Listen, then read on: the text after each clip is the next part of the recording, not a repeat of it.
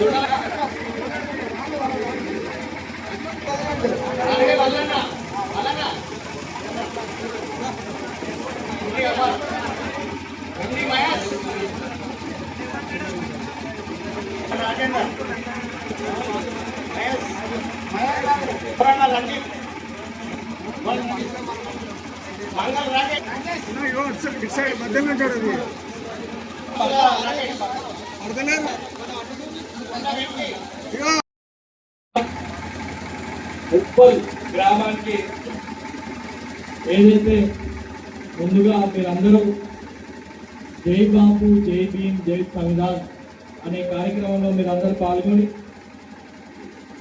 ఈ కార్యక్రమం అంటే ఏంటి? మన జై బాపు, జై భీమ్, జై సంవిధాన్ అంటే మనం పాదయాత్ర చేస్తున్నాం, మనం ఫోటోలు పెట్టుకొని తిరుగుతున్నాం. మరి ఏంటి ఈ కార్యక్రమం అనేది ఓ 2 నిమిషాలు మీకు చెప్తా. జై బాపు అంటే మీ అందరూ తెలుసు, మన దేశ స్వతంత్రం తీసుకొచ్చిన మహానాయకుడు మహాత్మా గాంధీ గారు 100 ఏళ్ల క్రితం ఈ 2025 నుంచి 100 ఏళ్ళు వెనకపోతే వారు మన కాంగ్రెస్ పార్టీ ఏఐసిసి ప్రెసిడెంట్గా వారు ఉండే. 100 ఏళ్ళు పురస్కరించుకొని ఏదైతే వారి ఆశయాలను ముందుకు తీసుకుపోవాలి, రానున్న తరాలకు మరి మహాత్మా గాంధీ గారి ఒక ఏ రకంగా స్వాతంత్రం తీసుకొచ్చిండ్రు, సత్యాగ్రహం కానివ్వండి, సాల్ట్ ఉద్యమం అయితే కానివ్వండి, అహింస ఉద్యమం అయితే కానివ్వండి, ఏదున్నా ఇట్లాంటివన్నీ మరి రానున్న తరాలకు ఒకసారి మరి బాపు గారి గొప్పదనం తెలపాలి అనే ఉద్దేశంతో మరి కాంగ్రెస్ పార్టీ ఫస్ట్ జై బాపు అని పెట్టింది. జై భీమ్ మీ అందరూ తెలుసు, భారత రాజ్యాంగాన్ని రచించిన మహాన్ యోధుడు, గొప్ప నాయకుడు బాబాసాహెబ్ అంబేద్కర్ గారు ఏదైతే మన రాజ్యాంగాన్ని 1950 జనవరి 26 తారీఖు మన దేశానికి అంకితం చేసి అమలుకు తీసుకొచ్చిన ఘనత బాబాసాహెబ్ అంబేద్కర్ గారికి వర్తిస్తుంది. ఆ అంబేద్కర్ గారు ఏదైతే రాజ్యాంగంలో రాసిండ్రో దాని లోపల ఉన్న ప్రతి ఒక్క వ్యాఖ్య, ఆ ఆర్టికల్స్ అయితే కానీ